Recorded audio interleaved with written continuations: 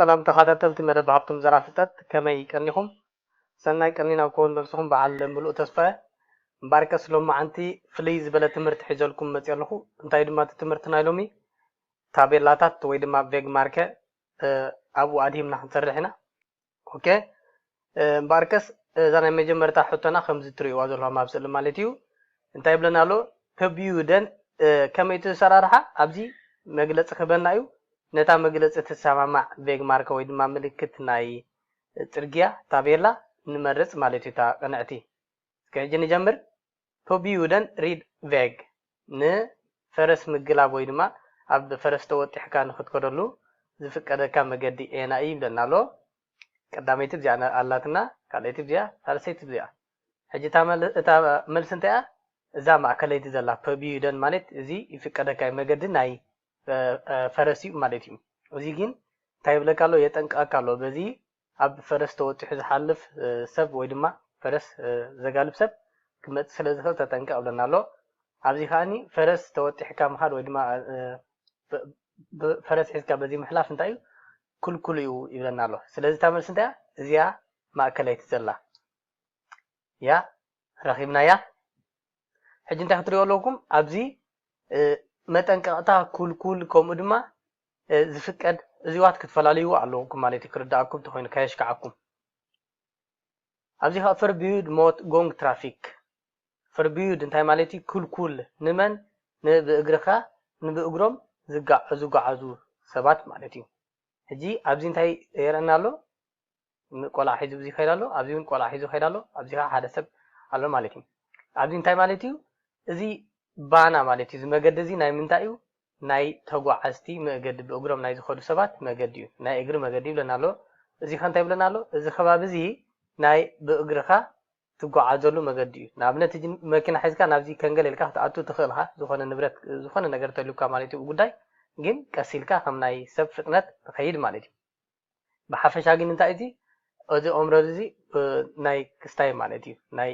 ሰባት ዝዛወሩሉ ወይ ድማ ብዙሓት ሰባት ዝርከብሉ ቦታ እዩ እዚ ድማ መገዲ ናይ ብእግሮም ዝጓዓዙ ሰባት ይብለና ኣሎ እዚ ከ እንታይ ይብለና ኣሎ ብእግርካ ምጓዓዝ በዚ ኣይፍቀደን እዩ ብእግርካ ትኸይድ ተኮይንካ በዚ ክትኣቱስ ኣይፍቀደካን ይብለና ኣሎ ስለዚ ዓይነቲ ኣታ ክልክልቲ እዛ ማእከለይቲ ዘላ ኦኬ ረኺብና ኣለና ንቐፅል ሲርኩላሆን ፕላትስ እዚ ከዓ ጅራፊየር ማለት እዩ ናይ ጅራፊየር ና እዩ እዚ ጅራፊየር ይብለና ኣሎ እዚ ከዓኒ ተጠንቀቕ ይብለና ኣሎ ጅራፊየር ይመፅእ ኣሎ ሞ እንታይ ተጠንቀቕ ይብለና ኣሎ ኣብዚ ከዓኒ ሪንግ ቬግ ዝበሃል ማለት እዩ እዚ ናይ ሓደ ከተማ ከምዚ ዝዘውር ዓይነት መገዲ ኣሎ ማለት እዩ በዚ ኣቲኻ ንኣብነት በቲ ተመሊስካ ናብኡ ክትምለሰሉ ትኽእል መገዲ እዩ ስለዚ እታ ሴርኩላሆን ጅራፊየር ጥራሕ ዝብለና ዘሎ ዓይነት እያ እዛ ቀዳመይቲ እያ ኣብዚ እንታይ እዩ ተጠንቀቕ ዝብለና ዘሎ ቫርኒንግ ማለት እዩ ቫርኒንግ ፊልድ ፎር ሴርኩላሆን ፕላትስ ማለት እዩ እዚ እዚኣ ተመልስና ቅፅል ቫርኒንግ ፎር ቱነል እዚ ድማ ነዚ ቱነል ባና ዝበሃል ማለት እዩ ንዕኡ የጠንቅቐና ኣሎ ስለዚ ዓይነቲ ኣታ ቫርኒንግ ዝብለና ዘሎ ኣብዚ ንምንታይ ቫርና ገብረና ኣሎ የጠንቅቐና ኣሎ ትራፊክ ሲግናል ወይ ድማ ሲማፎሮ ከም ዝመፅእ የጠንቅቐና ኣሎ ኣብዚ ድማ ቱነል ይመፅእ ከም ዘሎ እንታይ ገብረሎ የጠንቅቐና ኣሎ ኣብዚ ግን እንታይ ሓበሬታ ጥራሕ ናይ ቱነል ክንደይ ርሕቀቱ ክንደይ ንውሓት ከም ዝኾነ እቲ ቱነል ማለት እዩ ብታሕቲ ዝኸድ መገዲ 2 ኪሎ ሜትር ከም ዝኾነ ይነግረና ኣሎ ስለዚ ቫርኒንግ እታ መጠንቀቕታ ዓይነት እያ እዚኣ እታ ናይ ቱነል ማለት እዩ ቅፅል ላድ ፕላትስ ኣብዚ ድማ ቻርጅ ትገብረሉ መኪና እዩ ዝብለና ዘሎ ፍሉጥ እዩ ኣብያ ኣሎ እዛ ቀዳመይቲ መኪና ዘላታ ቻርጅ ትገብር ዘላ እዚኣ እያ እዚ ከምዚ ገለ ፓርኬራ ወይ ድማ ስታናን ፓርኬራን ኣይፍቀድን እዩ ገለ ዝብለና ዘሎ እዚ ከምዚ ዓይነት ኣብዚ ማ ሊቭስ ፋርሊ ግለኒ እዚ በዚ ዘሎ ሲ ንህይወት ሓደገኛ ዝኾነ ክስታዩ ቦታ እዩ ዝብለና ዘሎ በዚ ተኸይድ ተሊኻ ማለት እዩ ስለዚ እታ መልሲ ናይ ምንታይ ናይ መኪና ትመልኣላ ዘላ እዚኣ ላድ ፕላትስ ቤግራንሳት ቦግ ትሪክ ይብለና ኣሎ እዚ ድማ ናይ ቦግ ትሪክ ማለት እዩ ቤግራንሳት ዝኾነ እቲ ዓቐን ማለት እዩ ካብኡ ክሓልፍ የብሉን ዝብለና ዘሎ ኤና እዩ እዚ ናይ ትሪፕል እዚ ከዓ ናይ ቦግ ትሪክ ማለት እዩ ናይ በዚኣ ሕጂ እዚኣ ዘሎ እንታይ ክልተ ጎማ ናይ ቅድሚት ማለት እዩ ክልተ ጎማ ናይ ድሕሪት ኣለዋ ንብለን ናይዚአን ሕጂ ተደሚሩ እዚ ፀቕጢ ልዕሊ ፅርግያ ዝፈጥሮ ማለት እዩ ናይዘን ክልተ ናይዘን ኣርባዕተን ጎማታት ማለት እዩ ኣብ ክልተ ኣክሰል ዝርከባ ማለት እዩ ናይ ኣርባዕተን ጎማታት እቲ ፀቕጢ ተደሚሩ ኣብቲ መሬት ዝህቦ ማለት እዩ ፀቕጢ ካብ 10 ቶን ክሓልፍ የብሉን እዩ ዝብለና ዘሎ እዚ ከዓ ከምኡ ከሎ እዚ ናይ ትሪፕል ማለት እዩ ናይ ሰለስተ ማለት እዩ እዚ ናይ ሰለስተ እዩ ዝነግረና ዘሎ ናይ ሰለስተ ኣክሰል ከምዚ ተሰሓብቲ ገለ መካይን እንተልየና ኣብነት እዩ ኣብ ሰለስተ ቦታ ዘሎ ቀዳማይ ኣብቲ ማእከላይ ኣብቲ ዳሕረዋይ ዘሎ ማለት እዩ ናይ ሰለስተ ተደሚሩ ካብ 20 ክሓልፍ የብሉን እዩ ዝብለና ዘሎ እዚኣ ግንታ ቦግ ትሪክ ማለት ናይ ከላይ እዚኣ ናይ ትሪፕል ሰለስተ ስለ ዝኾነ እዚ ከዓኒ እቲ ቀንዲ መገዲ እንተተዓፅዩ ከምዚ ዓይነት ታቤላ ገይሮም ኣሊ ማለት በዚ ታቤላ እዚ ጌርካ እንታይ ክትገብር ትኽእል ኢኻ ናብቲ ዝደለኻዮ መገዲ ክትምለስ ትኽእል ኢኻ ወይ ድማ ክወስደካ ይኽእል እዩ ከም መተካእታ ማለት ናይቲ ናትካ ቀንዲ መገዲ ሆም ሌርኒንግ ማለት ስለዚ እታ መልሲ ነታ ናይ ቦግ ትሪክ እዚኣ ማለት ቅፅል ተቆሌት ትብለና ኣሎ እዚ ሸቓቕ ኖርማል እዩ እዚ ናይ ከምዚ ኮንስትናርሊ ጋ ዝኾነ ሶከር ዘለዎ ናይ ኢደ ስራሓት ገለ ናይ ሓንቲ ቨርክ ማለት እዩ ናይ ስነ ጥበብ ገለ ከምኡ እዚ ከዓኒ ዝውዳእ ማለት መገዲ በዚ ተኸድካሲ ይውዳእ እዩ መገዲ ዝብለና ዘሎ እታ መልሲ ነቲያ ሸቓቕ እዚኣ ማለት ሁስ ቫግን ፕላትስ ይብለና ኣሎ ናይ ሁስ ቫግን ማለት ናይ ገዛ ኣለዋ ተወጢጥካ እንትኸይድ መኪና ጌርካ ናተን መቐመጢ ቦታ እዩ ዝብለና ዘሎ ሳኻ ፍልጥያ እዚ ናይ ስሌፕ እዩ ዝብለና ዘሎ ሁስ ቫግን ገዛ ማለት እዩ እዚኣ እታ መልሲ ማለት እዩ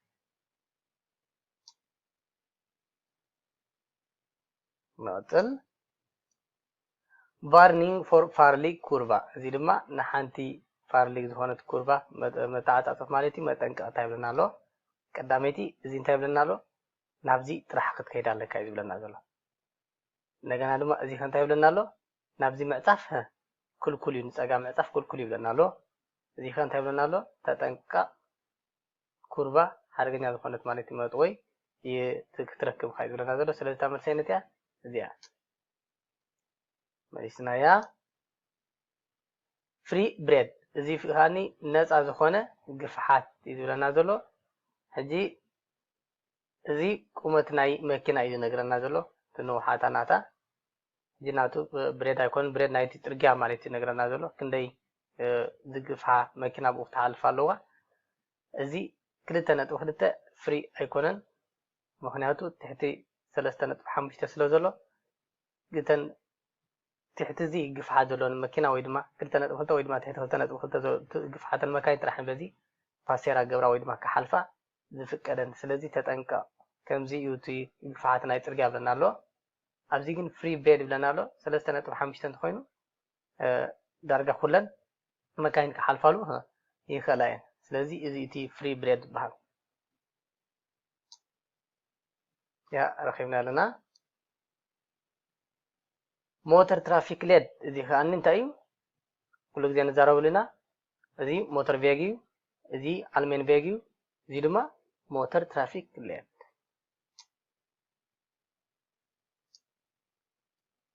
warning for osmalnande väg ندات أبد تخيل عندنا أسد تخيل مجدي ما تنقع تايب لنا لو أبزين من تايب تنقع لنا لو أبتي كانت نايت رجع مالتي في كانتن نسو بزا سبوغ كم زخانة ويد ما دخوم كم زخانة تيجان جم نايت رجع ينقرنا له سلذي تتنقع أو كت زور كلها كت أطلع كنا مجد هتبقى كاج أف نايت رجع تتنقع هذا جناي كم زي كجات مركا خطرنا لست خلاص حبتي ترجع لنا ذلو أبزي خان تايب لنا له تتصنباري كلته شرفيل تالنا نجوز خير كم زي دما بزي تتصنبيرا نبزي تحوس شرفيلت بزي متى أدم على كنا إذا نزلوا بحوجرت متى بيمان ኣብዚ እንታይ ይገብራሎ ገፊሑ ከይፀኒሑ ኣብዚ እንታይ ይገብራሎ ሽዑ ይፀብባሎ ወይ ድማ ይንእሳሎ ስለዚ አይነቲ ኣታ ኦፍ ስሞል ና እንደዚህ ብለና ዘሎ ቤግ ማለት እዩ ተጠንቀቀና ዘሎ ትንእሳላ ፀባላ ብለና ዘሎ ነዚያ እዩ አኺምና ያለና forbud mot traffic med motorcycle och moped class 1 ኣብዚ ድማ በዚ ማለት እዩ ሞተርሳይክል ከምኡ ድማ ሞተርሳይክል ማለት እዩ ሞቶ ከምኡ ከዓ ተን ሞፔድ ክላስ 1 ቀዳማይ ደረጃ ማለት እዩ ሞፔድ ንሳተን ክሓልፋሉ ዘይግበአን ቦታ ይለና ኣሎ እዚ ፎርቢድ ንምንታይ ይብለና ኣሎ ናይ ሳይክልን ሞፔድ ክላስ 2 እዚ ድማ ናይ ብሽግለታ ማለት እዩ ተጠንቀቅ ይብለና ኣሎ ሰብ ብሽግለታ ሞፔድ ክላስ 2 በዚ ክሓልፉ ስለ ዝኽእሉ ተጠንቀቅ ይብለና ኣሎ እዚ ግን ናይ ሞተር ሳይክልን እታ ክላስ 1 ትበሃል እንታይ በዚ ክሓልፋ ኣይፍቀደን እዩ ይብላ ዘሎ ወይ ድማ ናብዚ ከኣቱ ኣይፍቀደን ይብለና ኣሎ ስለዚ ተመስልታ እዚኣ ቬግናምን ጋቱናምን ይብለና ኣሎ ኣብዚ ዘሎ ኤና እስም ናይ ጎደና ወይ ድማ ናይ መገዲ ይብለና ኣሎ ፊንላንድ እዚ ናይ ሃገሪ ማለት እዩ እዚ ከኣኒ ናይ ጽርግያታት ናይ ጽርግያ ማለት ናይ ንኣብነት ናይ ኤውሮፕ ቬግ ማለት እዩ ናይ ሞተር ቬግ አድርገለ ዘሎ ናቱ ክስታይ እዚ ኣብዚ ዘሎ ድማ ናይ ጎደናታት ማለት እዩ ከምዚ ኖርማል ከተማ ገነሪኦ ማለት እዩ እዚ እቲ ቬግናምን ወይ ድማ ጋቱናምን ዝበሃል ሲምፕል ማለት ቀለል ጋቱናምን ማለት ናይ ጎደና ስም ወይ ድማ እዚ ቬግናም ናይቲ መገዲ ስም ዝብለና ዘሎ ስለዚ እዚ ኣታ መልሲ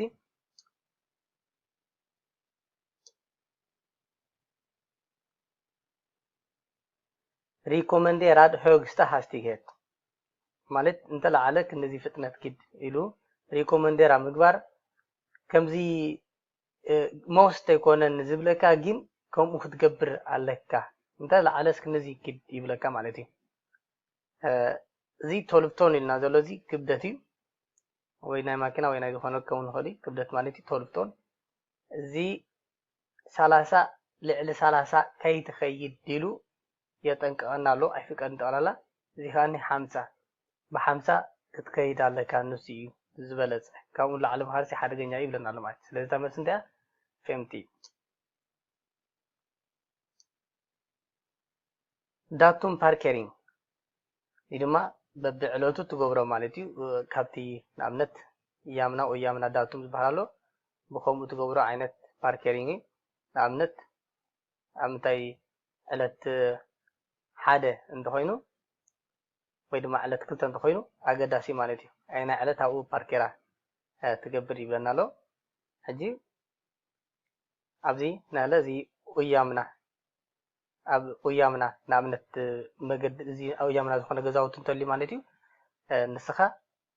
ዕለት ክልተ እንተመፂኻ ንኣብነት ያምንያ ቅድሚ ሕጂ ገሊፅና ነርና ዕለት ክልተ እንተመፂኻ ኣብ ክልተ ወይ ድማ 4 6 8 ዘሎ ገዛውቲ ወይ እንታይ ትገብር ኣይትኽእልና ፓርኬራ ክትገብር ኣይትኽእልናኻ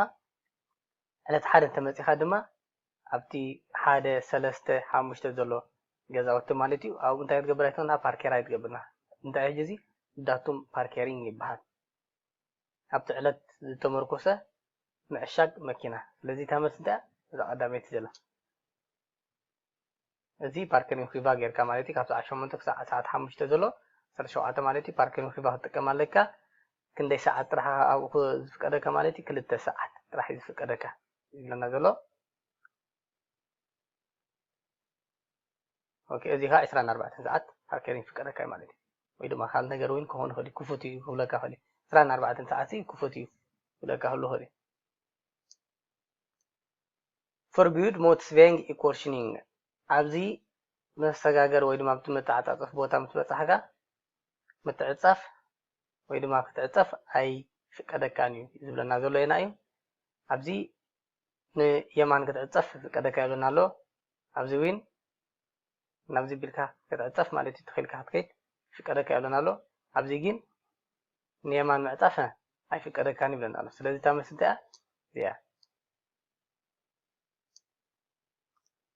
forbud mot att stanna och parkera ደው ምባል ይኹን ስታና ምግባር ኩልኩል ይብለና ኣሎ ተመልሰይነት እያ ኣብዚ ፓርኬራ إذا استانا يفقدي ፓርኬራ ግን አይፈቀድኒ ኣብዚኻ ናይ መኪና እሽገሉ ቦታ ማለቲ እዚ ተጠዋለካ ኣብዚ ከንታይ ገብረና ኣሎ ሙሉእ ህንጻጽ ኮይኑ እዚ እዚን ንጣር ይኹማ ንጣር ማለቲ ትረካር እዚ አግን ሄልድሮገን ሊኒየም አላ ማለት ከምዚ ተኮይኑ ብብጫ ደው ክትብል አይፈቀደካ ፓርኬራ ክትገብርካ ደው እንተዘይልካ ፓርኬራ ክትገብር አይተወናሃ ማለት ስለዚ እዚ አታመሲ አናን ፈወራ ካላ አይነት ሓደጋ ማለት ዘይ ተፈልጠቲ ሓደጋ እንታይ ከም ዝኾነ ማለት ናይ ሓደጋ ስጋት ከም ዘሎ ዝሕብረና ናይ እዚ ኮርሽኒን ከም ዝኾነ ነገርና ኣሎ ብየማን ከም ጸጋምካን አንስሉት አንደ ትራፊክ አንተር ከም ዘሎ ዝጽምበሩ ከም ዘለውካ ንዓቶም የጠንቀቃሉ ስለዚ ቀሲልካ ዘውር ኣብዚ ሪኢኻ ጠሚትካ ዘውር ይብለና ኣሎ ግን ቀዳምነት ንሳቶም ይዝህዋ ኣብዚ ድማ እንታይ ገብረና ኣሎ ዝኽፈት ቢንቶ ስለ ዘሎ ተጠንቀቅ ይብለና ኣሎ ኣብዚ ካ ዘይተፈልጠ ማለት እዩ ስለዚ ያ ተመልስና forbud mot trafik med cykel och moped klass 2 ለና ኣብዚ ድማ ብሽክለታ ወይ ድማ ካልኣይ ደረጃ ሞፔድ ኩልኩል ይብለና ኣሎ forbud ይብለና ኣሎ ሓራይ ኣብዚ እንታይ ይብለና ኣሎ ኣብዚ ሞተር ሳይክል ወይ ድማ ሞተር ድሪቭና ዝኾና ፎርዶን እንታይ ይገብረና ኣሎ በዚ ከኣትዋ ኣይፍቀደን ይብለና ኣሎ ሞተር ድሪቭና እንታይ ማለት እዩ ብሞተር ጌረን ዝሰርሓ ተሽከርከርቲ ይብለና ኣሎ ንኣብነት ሞተር ሳይክል አላ እንደገና ድማ እዚ ሞተር ሳይክል እንደገና ድማ ታ ሞፔድ ክላስ የትካን ምሳያ ከምኡ ድማ መኪና ኣብዚ ከንታ ይብለና ኣሎ እዚ ናይ ብሽክለታ መገዲ ይብለና ኣሎ እዚ ከኣኒ ብሽክለታን ታ ሞፔድ ክላስ ትቦትብሃን በዚ ከኣትዋ ኣይፍቀድን ይብለና ኣሎ ስለዚ ተመሰይነት እያ እዚያ varning for cyklande och mopedförare እዚ ከኣኒ ንብሽክለታ ዝኸዱ ወይ ድማ ሞፔድ ዝዝውሩ ንዓኣቶም ተጠንቀቅ ይብለና ኣሎ እዚ ቀዳሚት እንታይ ኣለና መገዲ ናይ በዓል ብሽክለታ ወይ ድማ ሞፔድ ክላስ ትቦ ናይ ማለት እዩ እዚ ካልአይቲ ከኣኒ ብሽክለታን ሞፔድ ክላስ ትቦን እንታይ ገብራ በዚ ከሓልፋ ኣይፍቀደኒ ዝብላን ዘሎ ነዚ ግን ንዓና እንታይ የጠንቀቀና ኣሎ በዓል ሞፔድ ፎራረ ወይ ድማ በዓል ብሽክለታ በዚ ይሰጉሩ ስለ ይኽእሉ እዮም በዚ ስለ ዝመፁ ተጠንቀቅ ኣለና ኣሎ ስለዚ ተመሰይነት እያ እዚኣ እዚ ተጠንቀቅ እዩ እዚ forbid እዩ እዚ ከንታ እዩ እዚ ከዓ forbidden ማለት እዩ ፍቀደልካ እዚ ከዓ ኩልኩል ከዓ ተጠንቀቅ ማለት ኣጽል ኦፈርት ስኳርም ይብለና ኣሎ ናይ ኦፈርት ትነግረና አይነት ኣብዚ ዘላ ኦፈርት ማለት መውፅእ ካብ ፅርግያ ምልክት አይነት እያ እዚ ይማዓላኹም ዘለዋ እዩ ዝነግረና ዘሎ ፅርግያሲ ንፀጋም በዚ ኣኺድ ንተኺልካ ተኾንካ በዚ የማንካ በዚ ሒዝካ ከምዚ ትእወ ይብለና ዘሎ ሕጂ ናይ ቬግዴልኒንግ ማለት እዩ ምምቃል እዚ ከዓ በዚ ተኺልካ ማለት እዩ ቁጥሪ 75 እንተዘይተጋግየ ማለት ከምዚ ናይ ሞተር ቬግ ቁጥርታት ኣለዎ መስለኒ ንሱ ክትረኽቦ ኻ ዝብለና መስለኒ እዚ ኣብዚ ዘላ እዚኣ ከኣኒ ናይ ክትወፅእ ከለኻ ትነግረካ ማለት እዩ ካብ ፅርግያ ክትወፅእ ከለኻ ከም ኦፈርት ከም ዘሎ ትነግረካ እዚኣ ስለዚ እታ ኦፈርት ኮይና ትበሃል እዚኣ ሲክል ኦቨርፋርት ይብለና ኣሎ እዚ ናይ ብሽክለታ መሓላለፊ ይብለና ዘሎ ቆሪፃ ብፅርግያ ትሓልፍ ከላ እዚ ናይ ተጠንቀቂ ማለት እዩ እዚ ድማ ናይ እግሪ እዩ እዚ ከኣኒ ናይ ብሽክለታ መመሓላለፊ ተኺምና ኣለና ኦኬ እዚኣ ድማ ናይ መወዳእታ ሕቶ ክትከውን እያ እንታይ ትብለና ኣላ ኣብዚ varning for sidvind från vänster ይብለና ኣሎ ካብ ብፀጋም ዝመፅእ ንፋስ ተጠንቀቅ ይብለና ኣሎ ነዚኣ ካብ ብፀጋም ትመፅእ እዛ መጀመርታ ንሪኣ እስኪ ነዚኣ ኣብዚኣ ዘላ ጨርቂ እንታይ ገራታላ ናብዚ ብላ ሃሪማታላ በይን መፂት ንፋስ ፍሮን höger መፂእ ካብ የማን ይመፅእ ዘሎ እዚ ናይ ዝኽፈት ቢንቶ ተጠንቀቅ ዝብለና ዘሎ እዚ ድማ ብፀጋም ዝመፅእ ንፋስ ተጠንቀቅ ምክንያቱ በዚ ብፀጋም ምስ መፀ ነዚኣ ሃሪማ ናብዚ ቢላ ተንበልብላላ ማለት እዩ ስለዚ ተመልሰይነት እያ እዚኣ ኦኬ እምበኣርከስ ንሎም መዓንቲ ዘዳለኽዎን ትምህርቲ ናይ ታቤላ ወይ ድማ ምልክታት ፅርግያ ነዚኣ መስላ ነይረን ተስፋ ገብር ሓጊዘናኹም ክኾና ዝኾነ ካልእ ዓይነት ሕቶታት ተልይኩም ድማ ኮመንት ክፅሕፉ ትኽእሉኹም የተረዳእኩም ተልዩ ተስፋ ገብር ድማ ግዜ ኣብ ዝረኸብናሉ ግዜ ኣቢና ፅቡቅ ጌርና ክንምሃር ንዘሎ ሕፅረታት ግዜ ደጊመ ወለታ ሓትት ኩሉ ግዜ ወይ ድማ ከምቲ ናይ ቀደም የእቱ ዘይምህላወይ ብዝኾነ ሎሚ ኣብዚ ኣኽረና ሰሰናይ ዘበለ ኣጆኹም ካ ንፍዑ ብዙሓት ከዓ ተሓልፉ ኣለኹም እንኳ ሓጉሰኩም እቶም እንኳ ሓጉሰኩም ዘይበልኩም ማለት እዩ እቶም ዝረኸብኩም ከዓኒ ኣብቲ ሾራ ከምኡ ማለት ኣብ ኦፕሸርኒንግ ወይ ድማ ኣብቲ ምዝዋር ብተግባር ዘሎ ፈተና ኣምላኽ ምሳኹም ይኹን ሰናይ ትምኒት እዩ ዘለኒ ቀልጢፍኩም ድማ ከየበልኩም ማለት እዩ ትናትኩም ግዜ ከይኣኸረ ክትሓልፉ ተስፋ ገብር ዝኾነ ዋላ ንዕኡ እዚ ቴሩ ማለት ታፅንዕዎ ዋላ ነቲ ሾራ ክሕግዘኩም ይኽእል እዩ ብቴሩ ጌርካ እንተተረዲእካዮ በቲ እቲ ናቱ ማለት እዩ ክልሲ ሓሳብ ተተረዲእካዮ ኣብ ተግባር ሽዑ እውን ይሕግዘካ እዩ ስለዚ ሓሊፍና ኢና ኢልኩም በዚ ክስታይ ማለት እዩ ብቴዎሪ እቲ ምፅናዕ ወይ ድማ እቲ ምፍላጥ ኣይተቋርፅዎ ኣፅንዑ ማርከስ ዘረባ ከ ብዝሓልኩም ሰብስክራይብ ዘይገበርኩም ሰብስክራይብ ጌርኩም ነታ ደወል ጠውቕዋ ቀፃሊ መታን ክመፀኩም ቪድዮታት መሰእተና እቶም ሰብስክራይብ ዝገበርኩም ድማ የቐንዴልና ርኢኹም ምስ ወዳእኹም ላይክ ኣይትርስዑ ድሕሪ ላይክ ድማ ሼር ግበሩ ዝኾነ ነገር ነቐፌታ ወይ ድማ ዝኾነ ነገር ክትብሉ ትደሊ ድማ ኣብ ኮመንት ኣስፍሩና ሰሰናይ ዘበለ ንኹላትና